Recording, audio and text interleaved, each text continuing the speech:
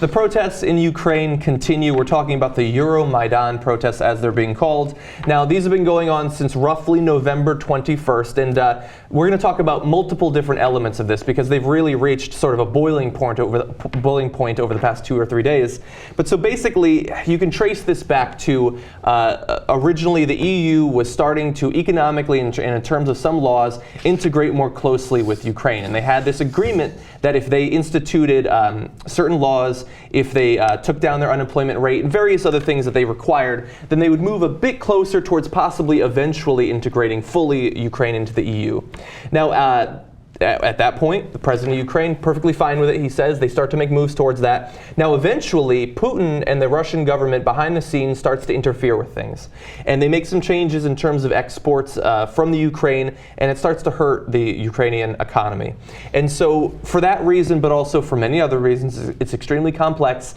The Ukrainian president starts to back off and say, we're not actually going to integrate with the EU. We're going to back off from that and perhaps move a little bit closer to Russia and their economic sphere. And chiefly because of that, very significant protests began, particularly, as I said, on November 21st. Those have been building over time. Now, especially last Thursday, new laws were put into place to curb freedom of association, and that's when almost literally the shit hit the fan.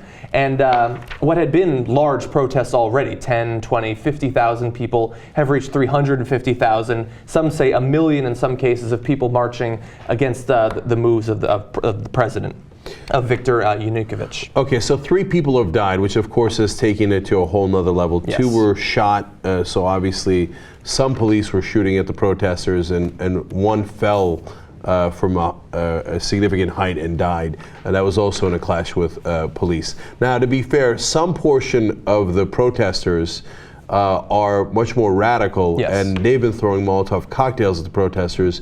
Obviously, they're burning the tires. Burning tires is one thing. Here in America, you'd be in Guantanamo in a split second, right? But that's fairly common elsewhere in the world, as long as you're not throwing the burning tire at the cops. Yeah. But throwing Molotov cocktails at the cops, obviously, is very, very serious.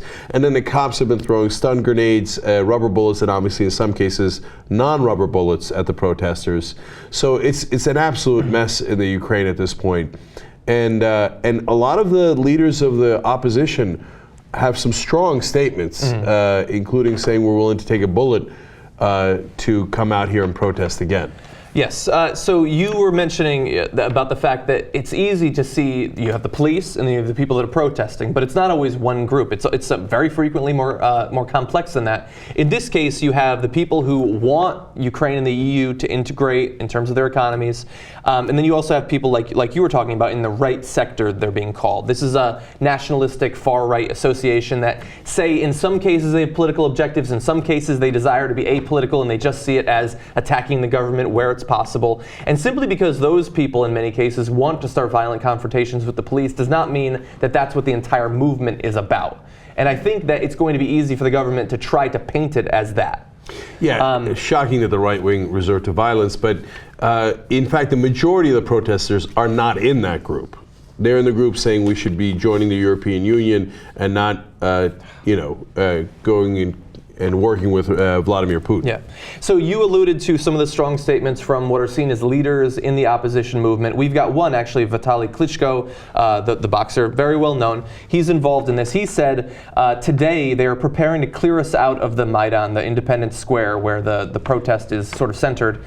We must do all that we can to stop them clearing us out. We will go on the offensive. I will not live in shame. Tomorrow we will go forward together. If there will be a bullet in the forehead, so be it. It will be honest, just, and brave action. Now, today there have been talks between some of the opposition leaders and the leaders in the Ukrainian government, and it seems like the tensions are dying down to some extent, and they believe, Vitaly Klitschko in particular said, okay, we're going to back off. It doesn't seem like we'll need more violence for now, but who knows what's going to happen tomorrow or next week. Could you imagine if they shot the former heavyweight champion of the world in the head?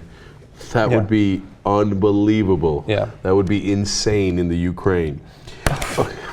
Okay. See, we didn't put that as the lower third, we considered it. Okay, all right. So now, in all seriousness, look, Putin must be putting some sort of unbelievable pressure on the leader in Ukraine, right? Whether it's an incentive or a disincentive, it's unclear. Yeah. But when you've got this amount of unrest in your country, and people are dying, and it's obviously jeopardizing your government. People calling for early elections, some saying worse. Your diplomatic relationships with the U.S., Europe, etc., are deteriorating. And still you say, nope, I'm not going to bend. Not only am I not going to bend, but I'm going to pass more laws that say that you're not allowed to protest.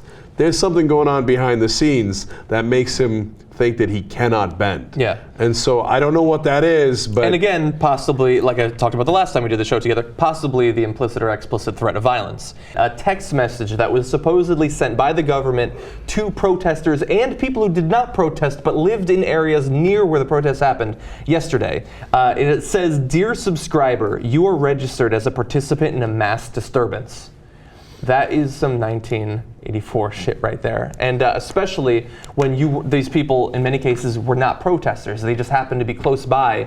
Apparently the government is tapping into some sort of geolocating technology, the ability to know where the cell phones are. And I would be very afraid if I was getting a text message like that.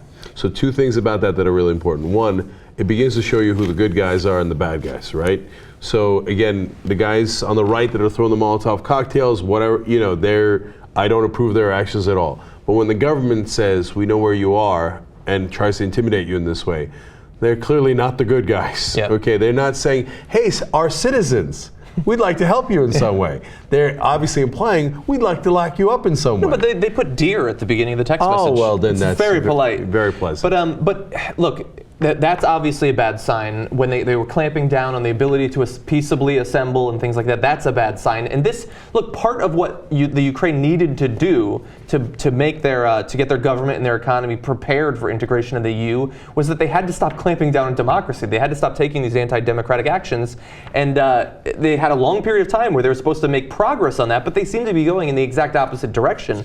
And if the president of the Ukraine continues with these actions, I can't imagine that the EU is going to want anything to do with the Ukraine. And so I hope that, I don't know if it's going to be early elections. I don't know about forced resignations.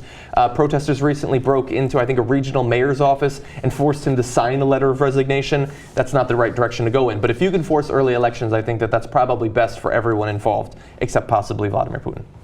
And finally, John made this point before we got on air. If the Ukrainian government knows where you are, what do you think about the capabilities of the U.S. government? Probably a little bit better. Yeah. So no, don't worry though.